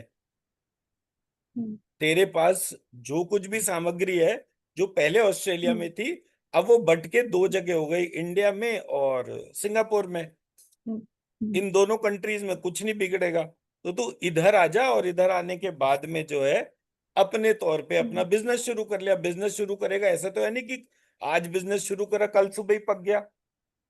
तो इन दैट हम्म, सिचुएशन जब तू बिजनेस के बारे में सोचेगा, और बिजनेस में 2-4-6 महीने लगेंगे या 2-4 साल लगेंगे पकने में, तब तक रोटी तो रोज खानी है, बच्चों को भी हम्म, पढ़ाना है, बाकी भी काम है सारे के सारे। ऐसी सिचुएशन में तू क्या करेगा? तब ये तेरे को एफडीज काम आएंगी। तो हम्म, तेरा घर अपना है, एफडी तेरे पास है, तो तुझे खाने की समस्या नहीं है। बाकी तू मेहनती आदमी है, अपना बिजनेस करेगा तो तेरा काम चलना शुरू हो जाएगा।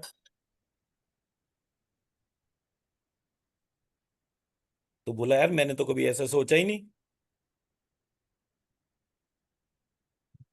तो मैंने बोला कि ऐश्वर्य तब तक है जब तक कि आप हम्म, ऐश्वर्य के लिए काम कर रहे हो। तो मेरी हम्म, पहली जी, जो लेवल था वो बेसिक नीड्स का था। हम्म, सेकंड लेवल हम्म, था मेरा सिक्योरिटी का। थर्ड लेवल था मेरा लग्जरी का। फोर्थ लेवल हम्म, था मेरा फेम का। फिफ्थ लेवल था जी, मेरे जीवन का उद्देश्य क्या है, सेल्फ एक्चुअलाइज्ड। सिक्स लेवल था ट्रांसेंडेंस ऑफ माइंड, मन में इस बात का अटूट विश्वास होना कि जो कुछ भी कर रहा है वो ईश्वर ही कर रहा है। हम्म, तो जब आप जी, इस तरह से अपने उसको ध्यान से करते हो, इस प्रकार प्रकार की सोच से आपको ऐश्वर्य की प्राप्ति होती है।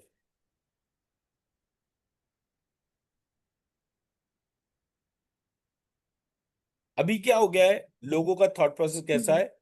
हमारे यहाँ क्या कहते हैं कि चीजें इस्तेमाल करने के लिए होती हैं, लोग प्यार करने के लिए होते हैं। हम चीजों से प्यार करते हैं और लोगों को इस्तेमाल करते हैं। बिहेवियर पैटर्न चेंज हो गया ना। जी, गाड़ी को हम ट्रांसफॉर्मर्स कम पिक्चर आने के बाद में हम गाड़ी में लाइव देखना शुरू हो गए। और जो जीवित व्यक्ति है उसकी किडनी चुरा रहे हैं। तो हमारे लाइफ का विजन किसी ने ट्रांसफॉर्म कर दिया। बट जो व्यक्ति इस नीड हायरार्की थ्योरम को समझकर कॉन्टिन्यूसली फोकस्ड है ऐश्वर्य की प्राप्ति के लिए, उसके लिए हर चीज एक अपॉर्चुनिटी है। मेरा पॉइंट समझा पाया? एक जी सेकंड दीजिएगा, एक कॉल लेनी पड़ेगी। जी।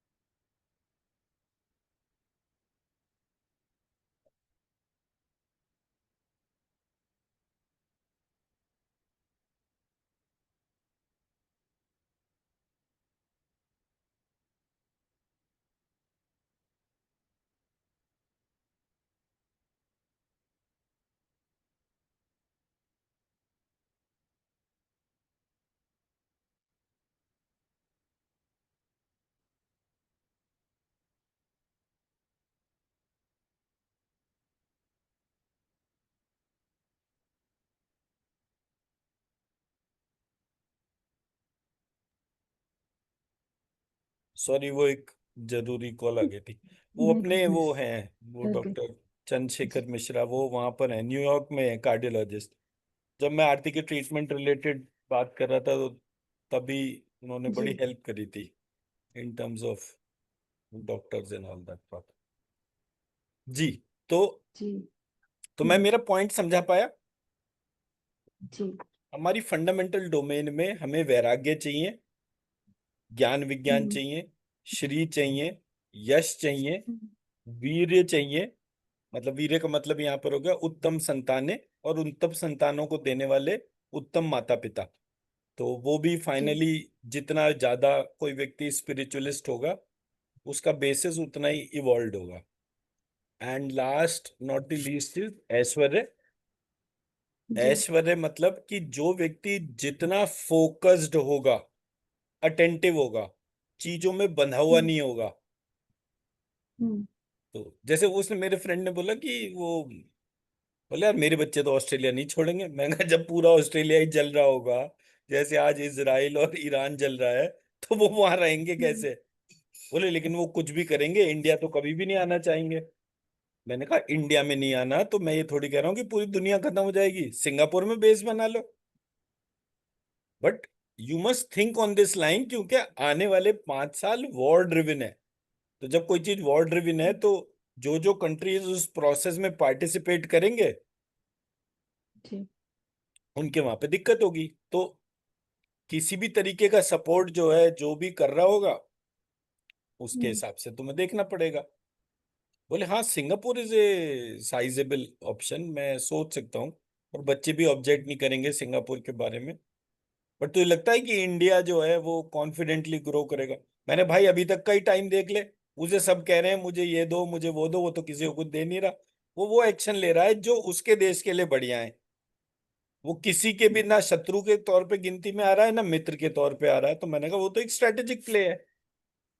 He was very happy with the entire analysis. Same मैं ये कह रहा हूं कि जब तक आप खुद ऐश्वर्य के लिए फोकस्ड नहीं होंगे, आपकी तरफ हम्म। ऐश्वर्य कैसे आएगा? बट ये जो 6 पैरामीटर्स हैं, ये ओरिजिनेट होते हैं ईश्वर से। तो किसी ने उसको भगवान बनाकर 6 लिमिटेड टर्म्स में बाइफरगेट करा। और भग कहते हैं सूर्य को। तो वहां पर वो वाला टर्म है, भग योनि के लिए भी टर्म यूज होता है। तो इसलिए तंत्र में और बाकी सब चीजों में उसके बड़े डिफरेंट डिफरेंट मीनिंग्स होने की वजह से बहुत सारे ऐसे एस्पेक्ट हैं जो नेगेटिव एट्रीब्यूट्स के तौर पर आते हैं। तो ऐसे करके जब मैंने ये पूरे स्ट्रक्चर को ऑब्जर्व करा, तब मुझे समझ में आया कि हाँ, मैं अगर कोई काम कर रहा हूं तो उसको बिना सोचे समझे ना करूं। क्योंकि अगर मैं बिना सोचे समझे काम करूंगा तो मुझे हम्म। रिजल्ट नहीं मिलेगा। और मेरा रिजल्ट कहां पर अटका हुआ है? मेरा रिजल्ट अटका हुआ है ईश्वर टर्म के अंदर, भगवान टर्म के अंदर, और अवतार टर्म के अंदर। वेस्टर्न फिलॉसफी में वहां पर एक पैगंबर और आ गया। अब पैगंबर जो है वो जीसस क्राइस्ट है, पैगंबर मोहम्मद है, पैगंबर बुद्ध है, पैगंबर ज्यूज में कोई और होगा। ऐसे करके हर हम्म। जगह पैगंबर दे रखे हैं। हम्म। हिंदू धर्म पैगंबर फ्री है, या एवरीबडी इज डिवाइन। तो हमारे यहाँ जब ये हुआ कि भाई हमारे यहाँ तो ब्रह्म की चेतना सबके अंदर मौजूद है और सब लोग कर सकते हैं, तो उन्होंने कहा हमारे को तो पैगंबर की जरूरत ही नहीं है। बोले नहीं नहीं, तुम्हारे धर्म में तो बहुत सारी समस्याएं हैं। तुम्हारे धर्म में तो छुआछूत होती है, तुम्हारे धर्म में वो सती प्रथा है, तुम्हारे धर्म में देवदासी होती है। तो मैं पढ़ने मैं अब मैंने जैसे ये पढ़ के आपके सामने बोल रहा हूँ, मैंने कहा जिसका खुद का घड़ा छेद हुआ हुआ है, ये जिसमें पानी नहीं रुक रहा, वो मेरे वाले कलश के सिस्टम को कैसे ट्रांसफर करते हैं? हम तो मेटल का कलश यूज कर रहे हैं, हम तो मिट्टी का घड़ा, वो भी छेद जी। वाला हम्म। जो है वो वेस्टर्न हम्म। कॉन्सेप्ट हो गया। तो ऐसे करके किसी ने मेरे सिस्टम में नए नए बग्स डाले, और मैं उसको बाय डिफॉल्ट लेता चला गया। जो ईश्वर आपको उत्पन्न करता है और लाइफ के सारे, मतलब life and life after life सब कुछ देता है, उसको 6 पैरामीटर में बांधना क्या सही है? नहीं। तो हमारे यहाँ भगवान टर्म जब यूज हुआ, अब अकेले भगवान टर्म नहीं यूज हुआ, भक्त टर्म यूज हुआ, भगवंत टर्म यूज हुआ, भागवत टर्म यूज हुआ, देवी भागवत फिर बनी। मतलब एम्बिगिटीज जब सब जगह मुझे दिखी, फिर मुझे ब्रह्म ज्ञान चैप्टर मिला और उसमें मुझे भ जो था वो श और क्ष का कॉम्बिनेशन मिला। मैंने कहा अब ठीक है। मैं मेरी बात समझा पा रहा हूँ? हम्म। तो जब मैंने टर्म्स को यूज करना और यूज करने से पहले उनको समझने में अपनी बुद्धि को लगाया, तब मुझे पता चला कि मेरे को श्री क्यों इतना सपोर्ट कर रहा है। तो जब आप इस दुनिया में, जो कि ईश्वर वाली दुनिया है, इसमें जब आप कदम रखते हैं, तो आपके अंदर सबसे इंपॉर्टेंट पार्ट है कि आप भगवान से ये प्रार्थना करिए कि वो आपके भीतर प्रश्न करने की क्षमता दे। जैसे जैसे आप वो प्रश्न करते जाएंगे, आप इस यूनिवर्स और यूनिवर्स के क्रिएटर के बीच में जो कोई भी ट्रांजैक्शन है वो आपको समझ में आएगा। जी। और जब वो समझ में आएगा तब वो ट्रांसफॉर्मेशन होगी। मैं टीवी पर वो आ रही थी, रामायण, जो पुरानी रामानंद सागर वाली रामायण थी, और उसमें जो एपिसोड चल रहा था वो वाला था कि लक्ष्मण जी और परशुराम जी में विवाद हो रहा है। परशुराम जी कह रहे हैं इन्होंने शिव का धनुष तोड़ दिया। लक्ष्मण जी कह रहे हैं हम तो हैं ही क्षत्रिय, पता नहीं कितने धनुष तोड़ दिए, कौन सी ऐसी दुनिया में आफत आ गई, आप क्यों एक ही धनुष के लिए इतना ज्यादा कंसर्न्ड हो? उसने कहा तुम्हें दिमाग खराब है, तुम्हें इतना भी नहीं पता ये कौन सा शिव का धनुष था? इसको सीता भले ही उठा के इधर से उधर रख सकती हो, लेकिन वो उसकी डिवाइन एबिलिटी थी। तो लक्ष्मण जी ने एक जगह बोला कि ये राम जो हैं, ये साधारण व्यक्ति नहीं है, इनके अंदर असाधारण क्षमता है। और वो असाधारण क्षमता इतनी है कि एक धनुष तोड़ना या एक तीर चलाना ये तो साधारण बात है। अगर ये अपनी पर आए तो एक तीर चलाकर पृथ्वी के 2 टुकड़े कर सकते हैं। क्या बोला उसने? एक पृथ्वी के तीर दो चला के टुकड़े कर पृथ्वी। सकते हैं। अब हम्म। रामानंद सागर के जो एपिसोड था उसमें सबसे बड़ी बात क्या थी, उसने अपने हर पार्ट को मतलब टेक्स्ट से ड्रिवन रखा, ऐसा नहीं करा कि अपनी मनमर्जी की कहानी चला दी। अगर उसने हम्म। कोई टेक्स्ट बनाया या उसके एपिसोड बनाया, क्योंकि ऑब्जेक्शंस बहुत सारे हो रहे थे, तो उसने क्लियर कट बोला जी इस रामायण में ये लिखा है, साउथ में ये रामायण चलती है, उड़ीसा में ये चलती है, तमिलनाडु में ये वाली चलती है, ऐसे करके मैंने ये 5 रामायण में जो इंसिडेंट्स डिपिक्ट करने योग्य था मैंने केवल उतने पार्ट को डिपिक्ट करा। तो मेरे दिमाग में एक फर्म बिलीफ आ गया हम्म। कि कोई पावर ऐसी थी जो राम के पास थी जिससे कि वो पृथ्वी के भी 2 टुकड़े कर सकते थे। तो मैंने, हम्म। अब क्योंकि उस समय अवतार वगैरह इतनी ज्यादा अकल तो थी नहीं, हम अवतार कोई भगवान मानते थे, भगवान कोई ईश्वर मानते थे, तीनों में कोई भेद नहीं था। हम्म। तो मैंने कहा कि एक आदमी के अंदर एक तीर से कैसे इतनी ताकत आ सकती है कि वो पृथ्वी के 2 टुकड़े कर दे। तो हम्म। मैंने गुरुजी से पूछा कि मैं गुरुजी ये क्या कहानी है, ये तो बड़ा अजीब सा पार्ट है। जी। बोले तू राम किसको मानता है? ये अवतार और ये सब तो एक अलग पार्ट हो गया, उन्होंने कोई मुझसे टेक्निकल डिस्कशन नहीं करा। बोले तू राम मानता किसको है? मैंने कहा राम एक राजकुमार हुए हैं अयोध्या के, तो उन्हीं को मानता हूं। बोले राम वो अयोध्या के राजकुमार नहीं थे, राम उनकी आत्मा थी। और वो आत्मा जो कनेक्टेड थी परमात्मा के हिसाब से, जो इस अखिल ब्रह्मांड का चलाने वाला है, वो राम यहाँ पर डिपिक्टेड है। तो वो राम जिसने कि अखिल ब्रह्मांड को बनाया है, अगर वो हम्म एक तीर, क्या बिना हम्म तीर के एक पृथ्वी के दो टुकड़े कर सकता हम्म है? तीर तो बहुत छोटी बात हो गई। तो hmm what I realized from the base, कि भाई पूरे सिस्टम में जो कुछ भी है वो आपकी मान्यता है। अब हम्म आप कोई भी चीज फिजिकल बॉडी से करना चाहते हैं, ग्रॉस सटल बॉडी से करना चाहते हैं, या कॉजल बॉडी से करना चाहते हैं, ये चॉइस आपकी है। बट अगर आप ग्रॉस सटल और कॉजल बॉडी की वैल्यू ही नहीं समझेंगे, इस आत्मा को क्या आवश्यकता थी एक शरीर को उत्पन्न करने की? अगर ये सर्वशक्तिमान था तो इसको क्या आवश्यकता थी? तो जब तक अपने शरीर का कारण आप ना जाने, तब तक एक्टिविटीज को फिजिकल बॉडी के ध्यान में जरूर रखिए। उसके अपने जी सेटबैक होते हैं, ऐसा नहीं है कि नहीं सेटबैक होते। हीलिंग करने के भी सेटबैक हो सकते हैं, नहीं हो सकते, आई डोंट नो। बट अगर आप अच्छा काम कर रहे हैं तो किसी भी स्थिति में आपको पनिशमेंट मिलेगा ही नहीं। That I can assure you 100%। और जिस किसी चीज को भी आप थोड़ी देर के लिए पनिशमेंट मानेंगे, वो आपकी blessing in disguise he at the end निकल कर आएगी।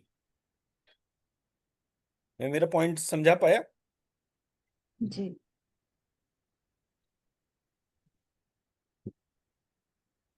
तो आज यहीं पे बंद करें, या कोई क्वेश्चन है जी आपका तो पूछ अब लीजिए। अवतार के ऐसे कुछ एट्रीब्यूट्स या कैरेक्टरिस्टिक्स होते हैं? अच्छा,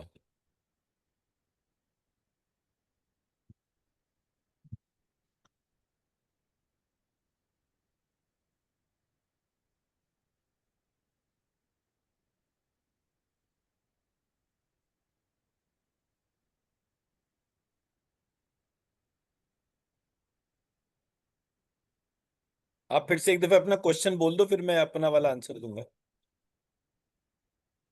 मैं पूछी कि अवतार को मतलब ईश्वर और भगवान से कैसे डिस्टिंग्विश, उसका क्या कैरेक्टरिस्टिक्स होते हैं?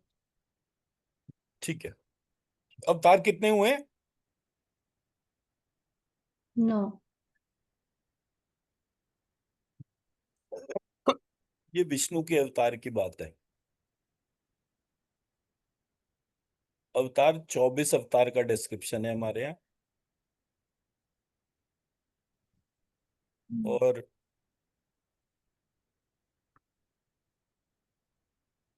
कहीं कहीं इसको 36 अवतार भी बोला गया है। अवतार जो है टर्म बेसिकली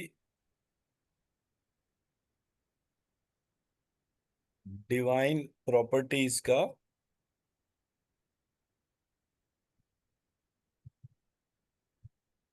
किसी एक बॉडी के अंदर अट्रैक्शन को कहते हैं। Attraction and invocation.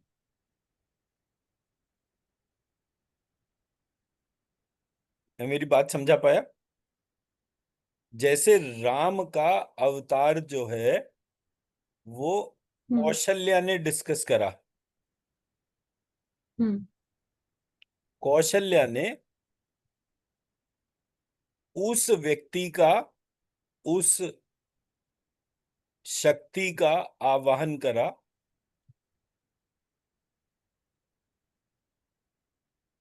जो दशरथ, जनक, बाली में नहीं थी। वो शक्ति जो हम्म इन तीनों में नहीं थी। दशरथ जो है वो पुत्र मोह में थे फंसे हुए, मेरे संतान नहीं है। दशरथ जी की उस समय हम्म आयु जो है करीब 60,000 वर्ष कही जाती थी, जब उनके राम पुत्र के रूप में पैदा हुए।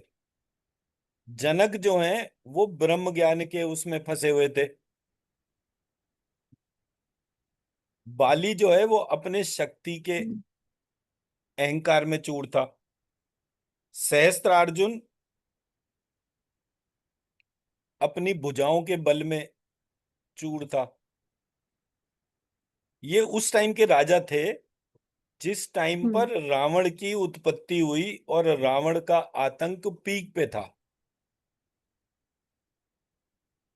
तो जब इतने शक्तिशाली राजा मौजूद हों हम्म, फिर भी कोई अत्याचारी सरवाइव कर रहा है, तो कौशल्या ने हम्म, रावण का काल उत्पन्न करा, जी। जिसके भीतर ना कोई मोह हो,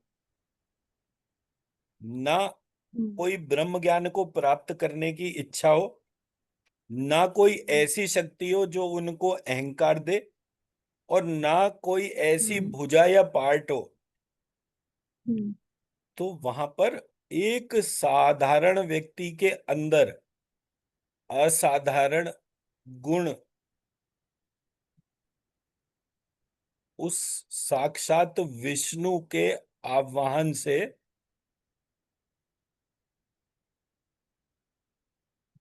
कनेक्टेड था।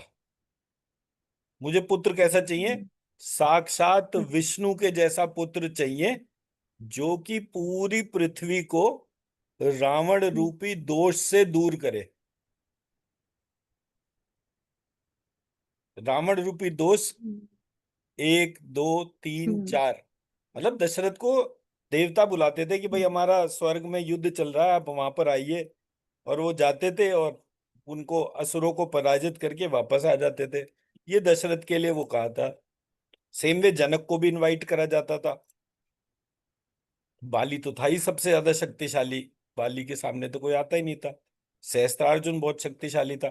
बट ये सब अपने अपनी गलत फहमियों में ही फंसे हुए थे।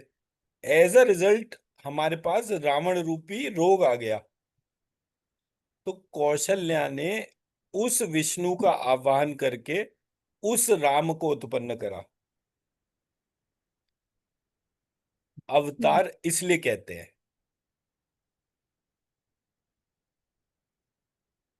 हम्म, चिंतन किसका करा? जिसके बाद वो गुण आए। क्यों? क्योंकि राम नाम किसका था?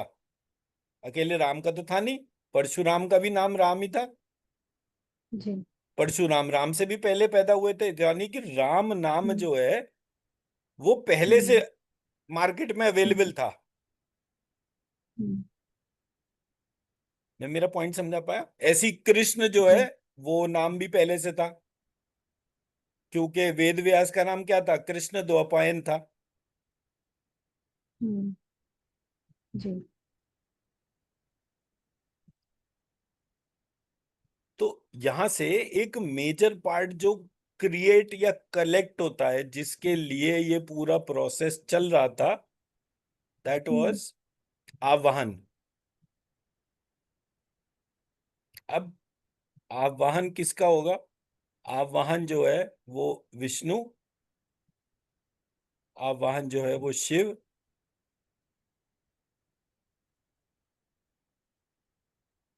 आवाहन जो है वो ब्रह्मा, आवाहन जो है वो गणेश,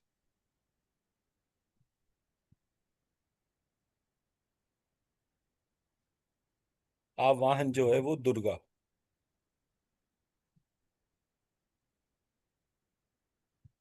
क्योंकि ये टर्म क्रिएटेड टर्म्स है और ये डिवाइन टर्म्स है। दुर्गा जो हम्म, है वो बाद की टर्म है, महालक्ष्मी पहली टर्म है। जी। क्योंकि किसी ने इस बात को इमेजिन करा कि अरे कोई लक्ष्मी की तरीके से साड़ी पहन के ज्वेलरी पहन के बैठी हो, तो वो जो है कैसे किसी से युद्ध करेगी। तो युद्ध के लिए जो है वो एक वॉरियर फॉर्मेट जो है वो है।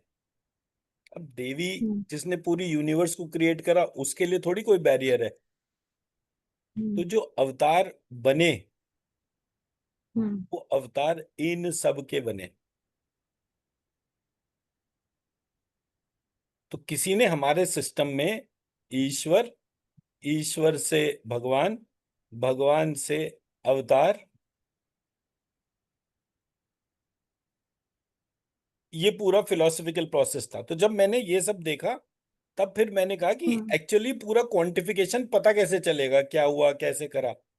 तो पता चला हम्म 18 पुराण और 18 उप पुराण, हम्म इनकी जब आप लिस्ट देखेंगे तब आपको जी सारे देवता,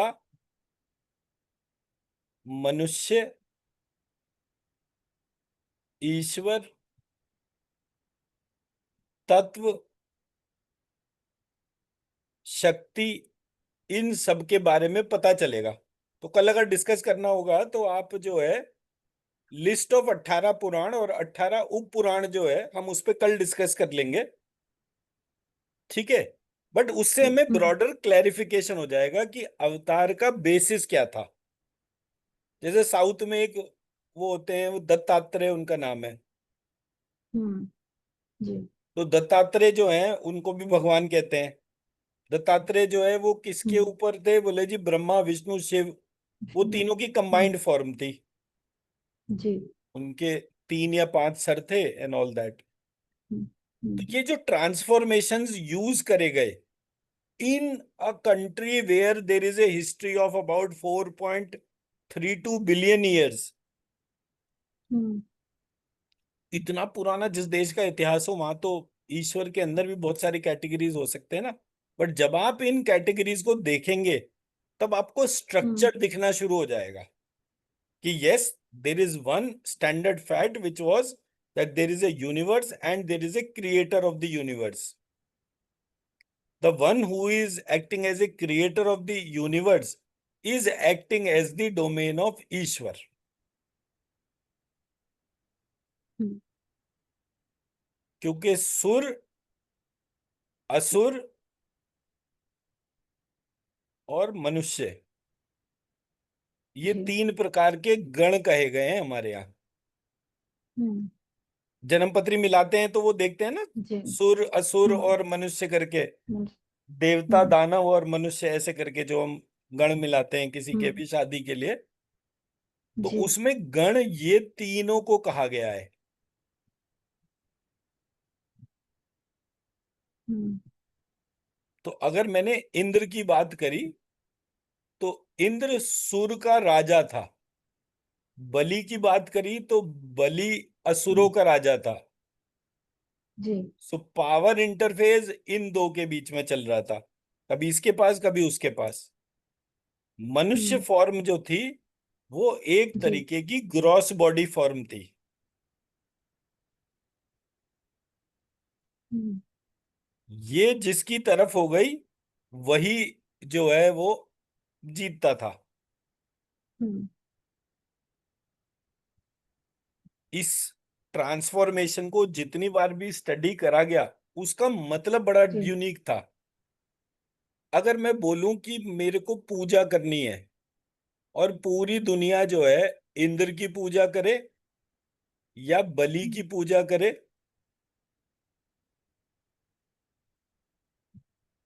तो कितने लोग एक्चुअली सबसे ज्यादा की पूजा कर रहे हैं, सुर की कर रहे हैं या असुर की कर रहे हैं, हम्म वो आपको पता चल जाएगा।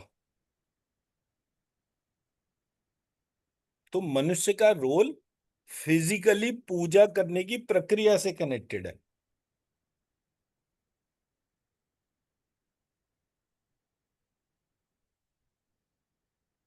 एंड आज ये अच्छा हो गया कि आपने ये वाला क्वेश्चन पूछ लिया, क्योंकि इस पे ही एक्चुअली काम करने की जरूरत है। What healing modality can resolve all the problems?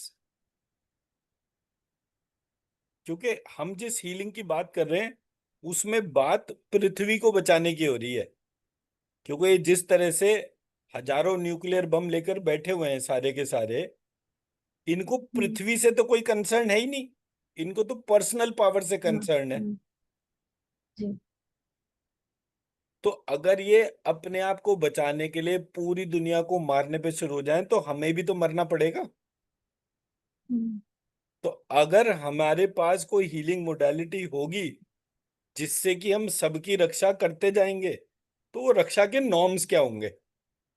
So ideally ये यूं यूं करना और वो सारी चीजें हीलिंग के प्रोसेस में फंडामेंटल थॉट बहुत इंपॉर्टेंट होगा। उस फंडामेंटल थॉट को इन्वोक कैसे करें उसके ऊपर कल काम करेंगे। ठीक। ठीक है जी। हम्म, चलिए, आज जी। अच्छा हो गया इंटरेक्शन, ये बहुत सारी चीजें आंसर हो गई मेरी भी।